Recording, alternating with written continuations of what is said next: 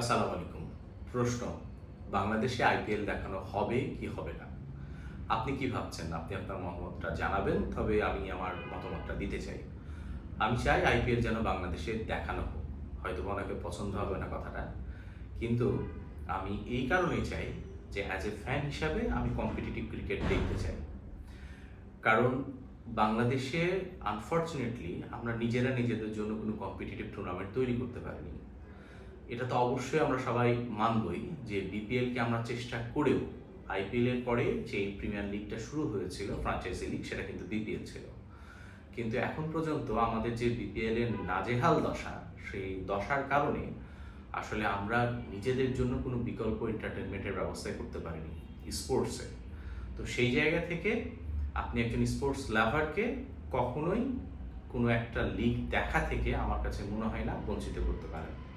তো সেই জায়গা থেকে আমিও আমার জায়গায় চাই যে আমি আইপিএল দেখতে চাই, কম্পিটিটিভ ক্রিকেট দেখতে চাই, এবং মাঠের ক্রিকেটে আমরা চাই ভালো করতে।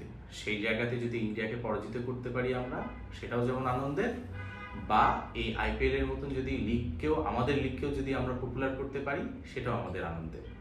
কিন্তু না পেরে শুধুমাত্র আসলে নিজের যুক্তি দিয়ে খেলা বন্ধ রাখা, আমার কাছে এটা কোনো যৌক্তিক ডিসিশন মনে হয় না।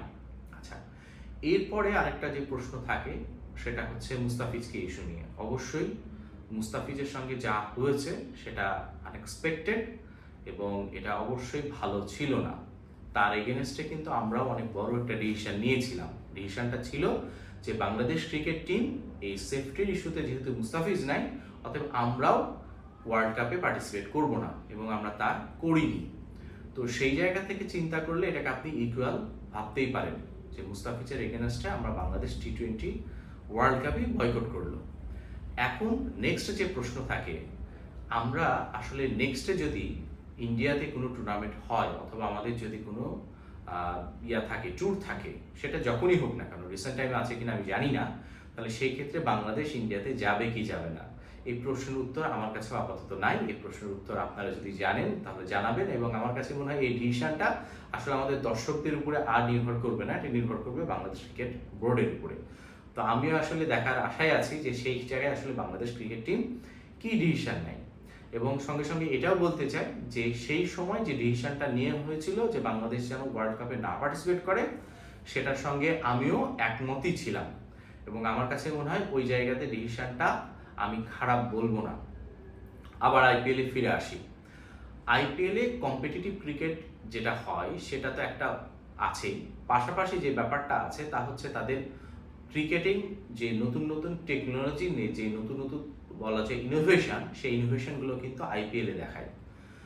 এবং এর পাশাপাশি আমাদের দেশের যারা ক্রিকেটাররা আছেন, যারা বা নতুন প্রজন্মের যারা আছেন, তাদের যে স্কিলের ব্যাপারটা আছে, যে শুধুমাত্র মাঠে খেলেই যে হয় ব্যাপারটা তা না, এটার এক্সিকিউশন অনেক বড় ব্যাপার। যে জায়গায় আমার বাংলাদেশ ক্রিকেট দল বা বাংলাদেশি প্লেয়াররা বারবার কিন্তু আমরা এটা নিয়ে সাফার করি। তো সেই জায়গা থেকে যদি চিন্তা করেন তাহলে অবশ্যই আমার কাছে মনে হয় এই কম্পিটিটিভ ম্যাচগুলো বাংলাদেশের যারা ইয়াং জেনারেশন আছে তাদের জন্য অবশ্যই হেল্পফুল একটা প্ল্যাটফর্ম শেখার জন্য। এখন কে কীভাবে নিবে সেটা তার উপরেই নির্ভর করে।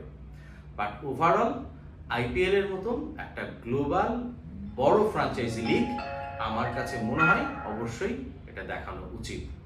এবং বাংলাদেশ সরকারও আমরা দেখলাম যেটা বলেছে যে এই সরকারের আর কোনো বাধা নাই আইপিএলকে কোনো টিম বা কোনো চ্যালেঞ্জ যদি দেখাতে চায় তাহলে দেখাতে পারে।